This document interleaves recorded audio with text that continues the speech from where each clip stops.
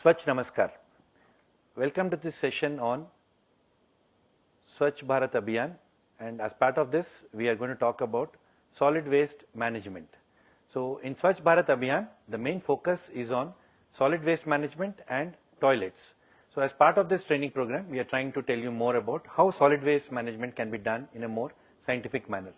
Today solid waste management is seen as a big challenge as part of the environment management.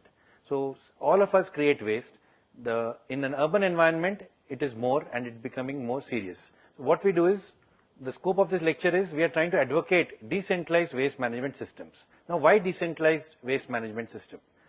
Just to give an example, a city like Hyderabad with a population of about 20 lakh households creates about 4,000 tons of waste every day. Now how is this handled?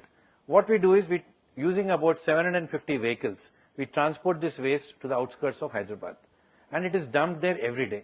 Just imagine 750 vehicles transporting 4,000 tons of waste every day, day after day. Not only Hyderabad, big cities like Mumbai, they do about 13,000 tons, Delhi does about 18,000 tons, Chennai does about 11,000, Bangalore does about 8,000 tons per day. So cities are increasingly creating problems of waste management which are unsustainable. So to be in a position to handle this problem is the approach of decentralized solid waste management, which is what we are going to try and describe. Now, as you see, there are problems of centralized waste management. You go and dump this much waste, and there are people who are working at sanitary landfills or dump yards, and there have been many instances of life being lost at these dump yards. So in order to avoid such kind of things happening, decentralized waste management systems are being advocated. Ours is an NGO which works in the area of solid waste management for many years, and we've been promoting the concept of decentralized waste management across several organizations. If you see, typically any city in the country has this problem of waste management. We have a tendency to dump waste on the roads and streets. Every urban town has this familiar sign, familiar picture of garbage being dumped on the roadsides. And if you perceive a little bit more, the waste is all mixed with paper, plastic, and all kinds of waste is mixed together. Also, along with the waste, you find children working around the waste bin areas, animals like pigs and cows trying to eat whatever they can take out of get out of the waste management. See, these feed on the food which is there in the plastic covers. The tendency in a normal household is you pack the food after you finish with it into a plastic cover and just throw it outside. The cow feeds on this plastic cover. The cow feeds on the food part along with the plastic cover, and this creates lots of problems for the cow. There have been instances when cows have been operated upon and in their stomachs you found 25 kgs, 30 kgs of plastic. So this is not a correct practice to put our biodegradable waste or food waste or vegetable waste into a plastic. This has serious repercussions when animals feed on them. So what do we do? How do we handle these challenges? If you see dump yards like this are challenges everywhere, not only in India, internationally the world over, there are issues and problems. Whichever country you talk of Europe, you talk of America, waste management is a problem. It is a challenge and there are ways and means of handling it. The decentralized waste management system appears to be a better method, and culturally, traditionally, India has been a country in which we have practiced waste management since ages. So all our festivals also which we observe are around environment protection issues. So we have a tradition, I would say, of handling waste in a manner which is good for the environment. So we should continue those practices. We'll try and showcase as part of this presentation certain studies which will show you how waste can be handled. So typically when we say solid waste management handling methods, one method is we talk of dumping, which is typically collecting from all the households and putting in a place. Like an example I cited, big cities dump ranging from about 4,000 tons per day to 15,000 tons per day. So it is only shifting a problem from one place to the other. The second method is called sanitary landfills, and in this method you transport waste to an area where waste is handled in a scientific manner. We will again show you those examples of what a sanitary landfill is and how it can be handled. Third is the method of incineration. Incineration typically means burning the waste. So this method is more suitable for your biomedical waste, and that practice is being done for handling biomedical waste, not for solid waste, but in certain areas, typically in the areas of Rajasthan and Uttar Pradesh nowadays, where crop residue is there. That kind of burning is also being talked of as incineration, and the National Green Tribunal actually has stopped all kinds of incineration, all kinds of burning has been banned. Fourth method is we call the power generation. Power generation has been an issue which has been debated often. It's also called waste to energy. So across the world, certain areas in Europe and Japan, some projects are functional. So from waste, if you can generate energy, it is possible to use the electricity for a positive purpose. But to set up a waste generation project, it costs close to about 16 crores to generate 1 megawatt of power. So somehow it seems to be an unsustainable solution. Then you have the zero waste solution which you want to focus upon, which is useful for education institutions, easy to implement and sustainable. These are pictures of a sanitary landfill. We have gotten an example from an American sanitary landfill. A sanitary landfill typically is a place where the waste which cannot be composted or recycled is sent to. Now, an issue of waste to try and understand what are the components of waste. Normally when we talk of solid waste, we are talking of three types of waste. One is the biodegradable waste, which is easy to mix with or becomes one with soil. Then we talk of the recyclable waste, which is mainly your paper, plastic, metal and glass, which can be converted again. Paper becomes paper again, plastic becomes plastic again through a recycling process. The other thing we call is the domestic hazardous waste. This is a classification given as per the Ministry of Environment and Forest Solid Waste Management Rules given out in the year 2016. So as per the law, household waste is to be segregated into three different components. So when you're talking of a sanitary landfill, only the domestic hazardous waste can be sent to the sanitary landfill. Now, a sanitary landfill typically, the way it is designed is that at the base, it is an area which is dug out, and at the base you have a clay layer or a HDPE layer, trying to say that impermeability is introduced so that the groundwater below the sanitary landfill is not affected. So you keep on filling this depression which you have created in the landfill with the domestic hazardous waste, and all this domestic hazardous waste is accumulated in that area. So repeating, compostable waste and recyclable waste cannot be sent to sanitary landfill.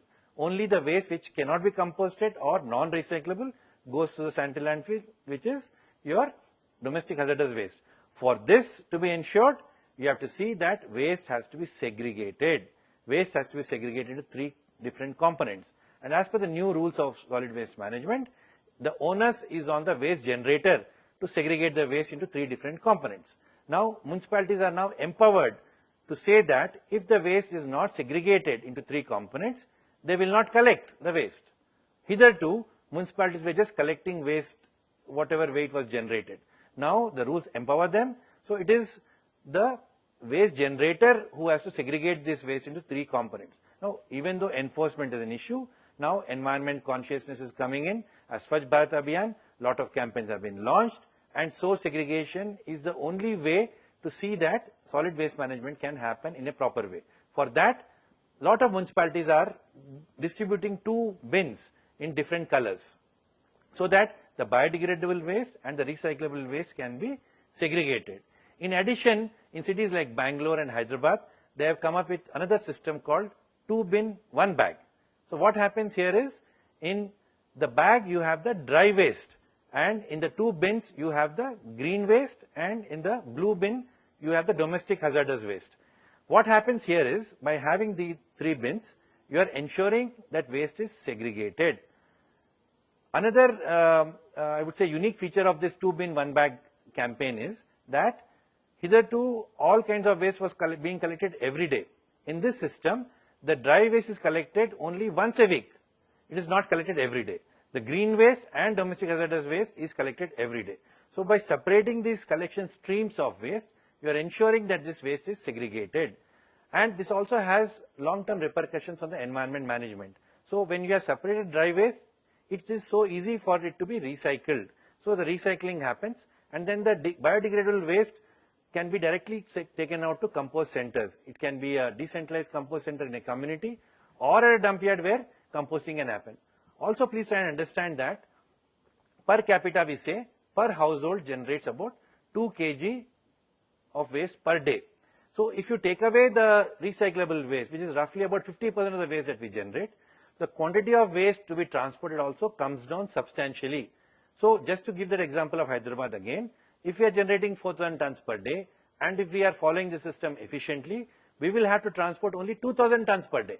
So by that your carbon footprint is reduced, you are working for the environment. So all the advantages, your money cost of transportation comes down, and your carbon footprint, as I said, reduces, and it is always in the interest. So it's a win-win situation for everybody if you segregate at source. The sanitary landfill are resource draining kind of an exercise, wherein it's a costly exercise, lot of resources are required, but to handle the domestic hazardous waste, there is no other method but to have a sanitary landfill. So it is advised that for urban kind of cities, you have a sanitary landfill of about 5 acre or 10 acre kind of areas, not very huge, smaller areas, so that you can handle your domestic hazardous waste, and you should also try and reduce the domestic hazardous waste if possible. So domestic hazardous waste would mean your sanitary napkins, your medicines, sometimes paints that you might have. So things like that need to be handled under sanitary landfill. So that is the process which sanitary landfill is managed. You have leachate coming out at a sanitary landfill. So it is not just the establishment cost of establishment issues concerning a sanitary landfill, the O&M as we call, operation and management issues. So a lot of liquids flow out of it, you have to keep managing. You might also have gas coming out of it. So once in a while you might have to manage how the gas is coming out and streamline those methods. But all in all, a huge infrastructure is required. And if you, the cost point of view, 1 acre of a sanitary landfill costs about 1 crore of rupees. That is just the capital cost. Then you have the O&M cost, which is roughly about 10% of the capital cost. So it's a recurring expenditure, it's a continuous expenditure. So what cities have to do is have a sanitary landfill, which is a scientific way of managing the domestic hazardous waste. But it should be ensured that the compostable and recyclable waste does not go into the sanitary landfill. The problem with sanitary landfills is once you fill them up, you cannot use them for any other purpose. Because it is covered and filled up, you cannot use it for housing, you cannot use it for greenery purpose because nothing will grow. Apparently in Europe and other countries, they are being used for recreational purpose. And these are all located away from the city. So whether they are suitable for Indian conditions or not is still to be explored. But even if you need one, you need a very small one. And as I repeat, you have to ensure that non-recyclable and non-compostable waste only reaches the landfill. Then you have the method of incineration. To set up an incineration project also, you have to move out of the city and you need fuel to burn the waste. So this is an expensive proposition, and further it causes atmospheric pollution. Smoke comes out of it and the residue is ash that you have. So none of them are resources which you can use. So incineration is only suitable for your, in some cases, biomedical waste or your domestic hazardous, but not for your domestic waste.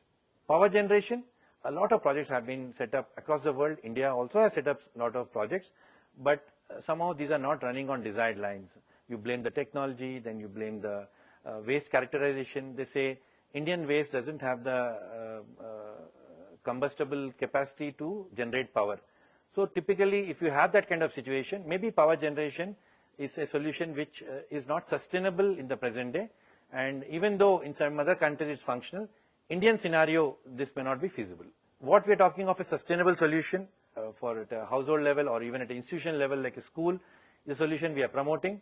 First is you have to reduce the quantity of waste that you generate. Make a conscious attempt to see that the waste that we generate is reduced. Even though we say 2 kg of waste is generated per family, per household, you have to move towards an environment wherein you make it as less as possible. Environment parlance, we use the word of reduce, recycle and reuse. So if you go by that, consciously use only material which you can recycle, use material which you can reuse, and reduce the quantity which you have to throw or dump. For this, as I mentioned, source segregation is necessary. So for source segregation, the 2 bin 1 bag seems to be a good alternative.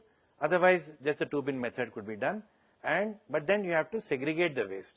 Schools could use this method to segregate the waste, set up a small composting unit and see how it can be managed using, involving the children as well as the faculty. Recycling. Once you separate this waste, the paper, plastic, metal, glass that is kept separate is used up by the recycling industry, certain cases formal setups, certain cases informal setups, but it is possible to recycle.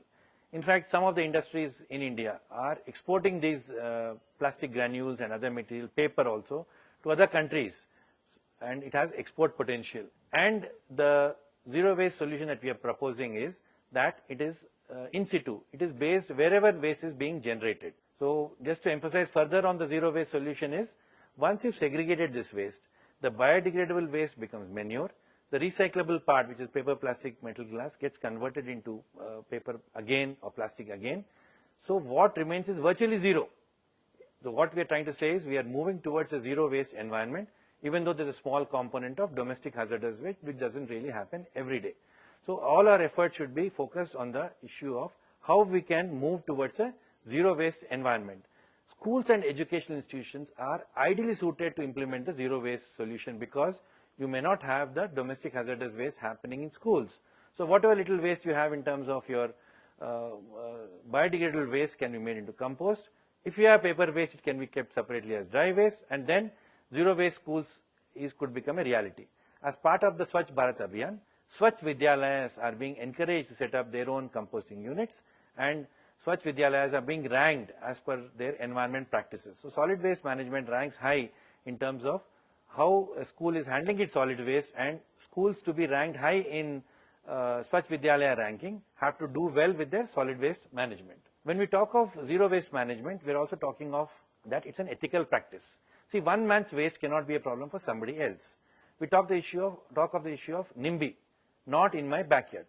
See, all of us create waste, but we don't want it in front of our eyes. We want it to be taken away, and it should be somebody else's problem. That is an unsustainable solution.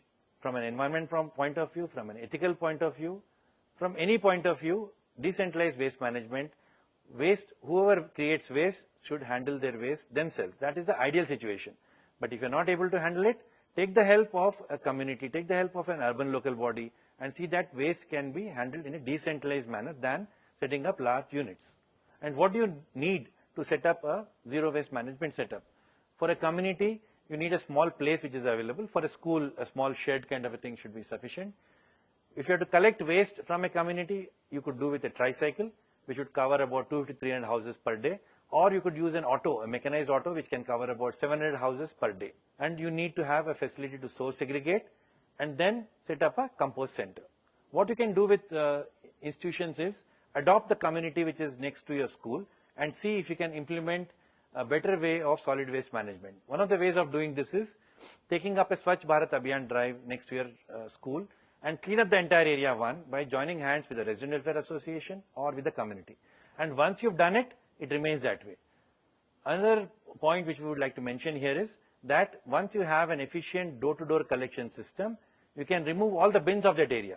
That area becomes zero bin area. So you don't need the bins because you have an efficient collection system. So if you can do a before-after kind of study and document this, this encourages the community, the students to show more interest. Now if you see, even though source segregation is being emphasized, sometimes it still continues to be mixed. So we bring it to a secondary segregation center where it is segregated further. There are people who work in this, and also they also need to be taken care of. And then if it is not segregated, at a secondary segregation center, you have this segregation done. Now, this is an example of how composting can be done. Composting is a process wherein your biodegradable waste is laid out in the form of a bed, and then it is watered for some time. The whole process of pre-treatment happens, and then it finally, after 6 to 8 weeks, becomes into manure. Now what we'll do is, we are trying to lay compost beds. कचरा जो होता है, जो biodegradable वाला, तो resource जो है उसको हम इस्तेमाल कर रहे हैं कि हम खाद बनाएं, मिट्टी को मिट्टी में मिला दें फिर दोबारा. तो उसके लिए क्या करते हैं कि कचरा हमने अलग कर दिया. अभी ये जरूरी नहीं कि आप इसे बेड डालो, ड्रम भी लगा सकते हैं, ड्रम्स में होल्स कर दो, इट्स नॉट नेसेसरी कि ऐसे ही थोड़ा ऑर्गेनाइज लगता है. ड्रम में भी कम क्वांटिटी ड्रम में भी कर सकते हैं, ओपन भी कर सकते हैं. ओनली थिंग इज करना चाहिए. तो ये पहले बेड्स बनाने वाला तरीका है कि जैसे कि हम बेड यहाँ बनाए, फिर इसके ऊपर थोड़ा ऊंचा करने के लिए जिससे कि हवा लगे, हवा क्यों लगे? To decompose faster. So the point is always if you are exposed to nature, प्रकृति के साथ आप लिंकेज बढ़ाएं तो things are always better. So decomposition faster. कुछ लोग बोलते हैं कि गड्ढा बना दो, खुद के गड्ढा में उसमें डाल दो, उसमें क्या होता है कि हवा नहीं लगता है, तो वो डिकम्पोज फास्टर नहीं होता है, टाइम ज्यादा लगता है.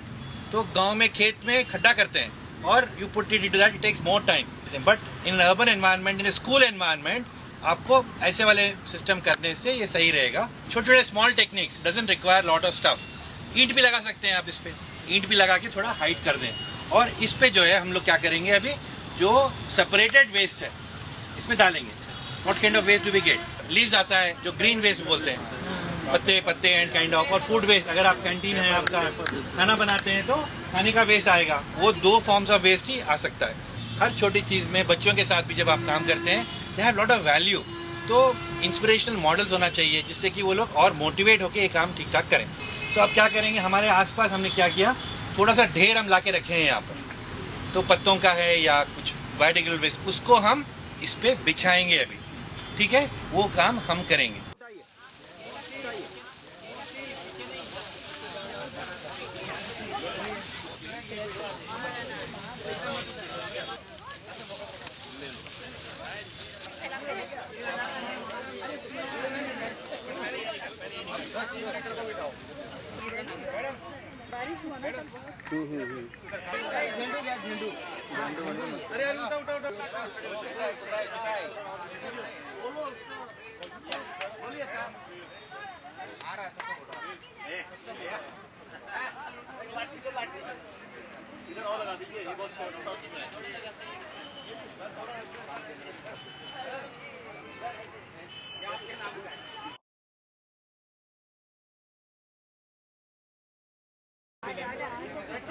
Take from here. Okay.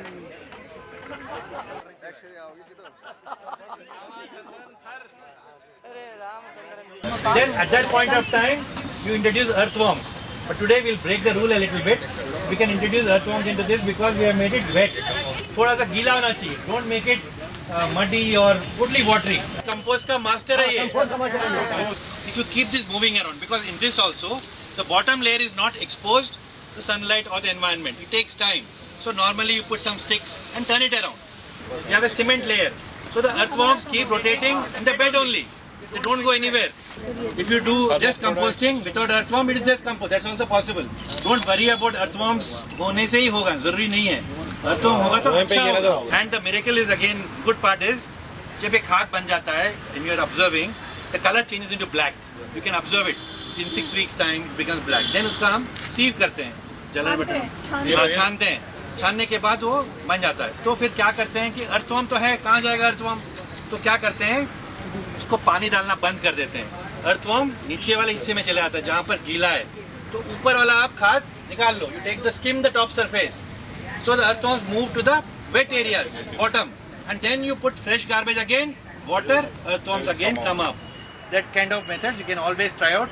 Children can be encouraged to try out various methods. See, you're standing here, there is no smell. People think compost smell, this activity is not good, but you should equip yourself with some gloves, mask if you want, but it is not a problem.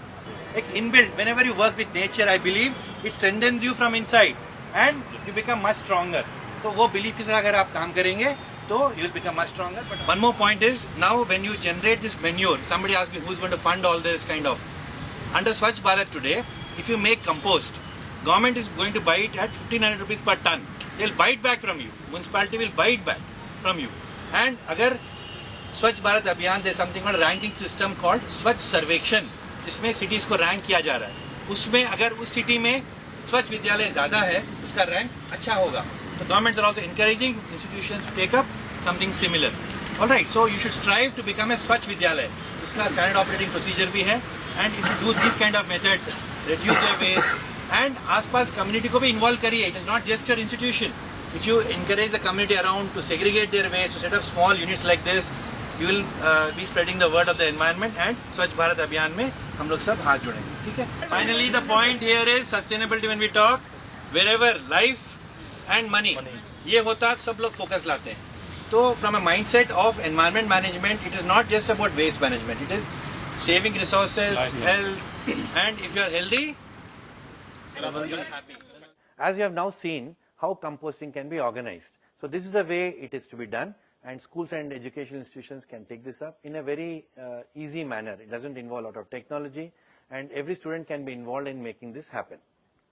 Also, if it is possible to collect data on waste management. So you have to collect how much waste is being generated in the community, in the school. So if you are able to do this, then you become aware as to how much waste you are generating, thereby the methods to handle the waste. Depending on the quantity, you need methods to handle. So if it is more biodegradable, you have a different method. If you are more recyclable, you have a different method. So estimating, actually quantifying the quantity of waste generated is very, very important, so that you have systems to handle it. Just as an example given here, just by counseling you can bring down the quantity of waste generated. This particular slide shows you that if you just talk to people, the quantity of waste, if you make them conscious with awareness, capacity building, the quantity of waste comes down. Now, as I said, segregation can happen. Municipalities can distribute bins, but as you see in this example, waste is segregated by using an old cardboard box and a broken bucket. So the issue is here attitude, implementation. You don't have to wait for municipalities to give you 2 bins to segregate your waste. It can happen in a very normal way. All environment conscious institutions, citizens should be encouraged to segregate their waste, because in segregation of waste only solution to solid waste management lies. Then this is another example of a secondary segregation center where it provides employment. A small shed can be created wherein all the dry waste brought in can be further segregated into paper, plastic, metal and glass. Because paper would go to the paper industry, plastic will go to the plastic industry.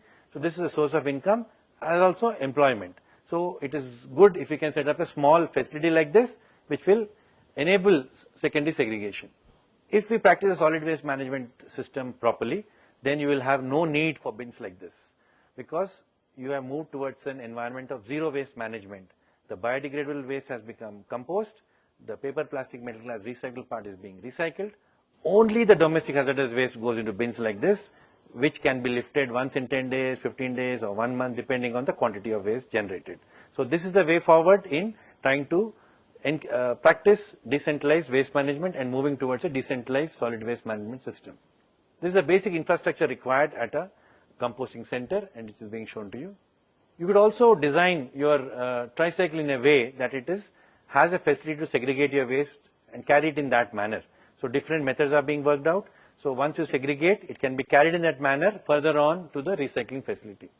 You can involve the community to work with you. Nowadays, technologies are also available. Mapping technology is one such method wherein an area can be mapped. You can again use children to map that area, and you can identify where the waste is being generated, what is the waste infrastructure required.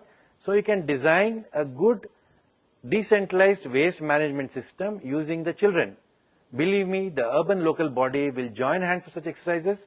In Swachh Bharat Abhiyan, there is a provision to work with schools to establish decentralized waste management systems.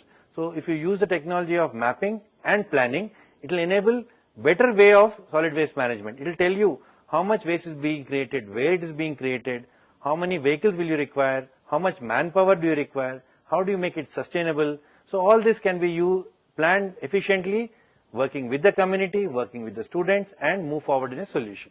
In environment, we talk of sustainability. Sustainability, as in Hindi we say, Tikau Sanskriti. Sustainability is, if you have to define it in simple terms, that we live in the present times without compromising on the needs of the future generation.